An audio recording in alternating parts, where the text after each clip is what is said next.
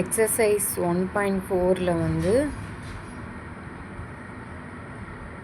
5th sum பார்ப்போம். Associative property of intersection of செட்ஸை வந்து வெரிஃபை பண்ண சொல்லியிருக்காங்க, ப்ரூவ் பண்ண சொல்லியிருக்காங்க. Left hand side equal to right hand side. இதில் வந்து செட்டு கொடுத்துருக்காங்க. அது வந்து ரூலர் ஃபார்மில் இருக்குது. அதை வந்து நார்மலாக எலமெண்ட்ஸ் ஃபார்மில் வந்து நம்ம கன்வெர்ட் பண்ணணும். ஃபஸ்ட்டு என்ன கொடுத்துருக்காங்கன்னா எக்ஸ் வந்து 2n கொடுத்துருக்காங்க. அதுக்கப்புறம் வந்து எண்ணுங்கிறது வந்து ஒரு ஹோல் நம்பராக இருக்குது. அதுக்கப்புறம் வந்து என் வந்து கிரேட்டர் தென் 4, 4 விட கம்மியாக இருக்க வேல்யூஸ். ஹோல் நம்பர்னால் 0லேருந்து ஸ்டார்ட் ஆகும். 0, 1, 2, 3ன்னு வரும்.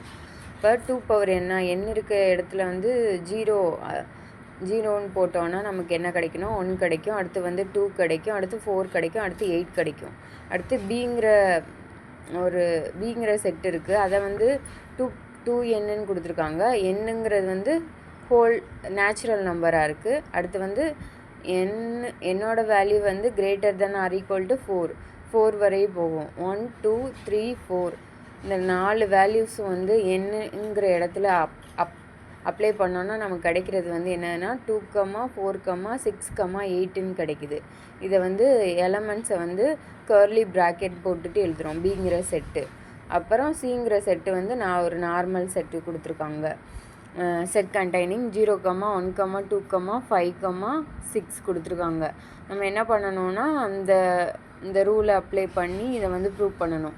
இங்கே வந்து ஏ இன்டர்செக்ஷன் பினா ஏங்கிற செட்டையும் பிங்கிற செட்டையும் உள்ள காமன் எலமெண்ட்ஸை வந்து எழுதணும்.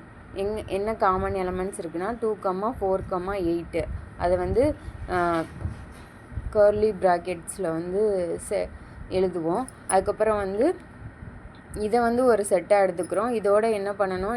இன்டர்செக்ஷன் ஆஃப் சி பண்ணணும்னா ஏ இன்டர்செக்ஷன் பினா அந்த செட்டை வந்து அப்படியே எழுதிக்கிறோம். இதை வந்து எதோட இன்டர்செக்ட் பண்ணுறோன்னா சிங்கிற செட்டோட இன்டர்செக்ட் பண்ணால் நமக்கு கிடைக்கிற வேல்யூ என்னதுன்னா 2ங்கிற வேல்யூஸ் கிடைக்கிது. அப்போ வந்து அதே மாதிரி இந்த 2 வந்து இப்போ ரெண்டாவது நம்ம கண்டுபிடிக்கிறோம்ல அந்த வேல்யூலையும் கிடச்சிச்சின்னா தான் இது வந்து இந்த ப்ராப்பர்ட்டி வந்து அசோசியேட்டிவ் ப்ராப்பர்ட்டி வந்து ப்ரூவ் ஆகும். அதே மாதிரி பி இன்டர்செக்ஷன் சி பண்ணணுன்னா நமக்கு கிடைக்கிற வேல்யூ வந்து பியையும் சியையும் கம்பேர் பண்ணோன்னா நமக்கு கிடைக்கிற காமன் வேல்யூஸ் என்னன்னா 2 இருக்குது. அடுத்து 6 இருக்குது. அதை எழுதுவோம். அதுக்கப்புறம் வந்து ஏ இன்டர்செக்ஷன் பி இன்டர்செக்ஷன் சினா அதை பண்ணணுன்னா என்ன வரும்னா ஏங்கிற செட்டை வந்து அப்படியே எழுதுவோம். இதை வந்து இன்டர்செக்ட் பண்ணணும். இப்போ நமக்கு கிடைச்ச வேல்யூவோட இன்டர்செக்ட் பண்ணோன்னா நமக்கு கிடைக்கிற காமன் வேல்யூ என்னதுன்னா 2ங்கிற ஒரு சிங்கிள் எலமெண்ட் மட்டும் கிடைக்குது. சரியா? அப்போ வந்து ரெண்டுமே left hand side equal to right hand side. அப்போ associative property of intersection of set வந்து ப்ரூவ் ஆகிருக்கு.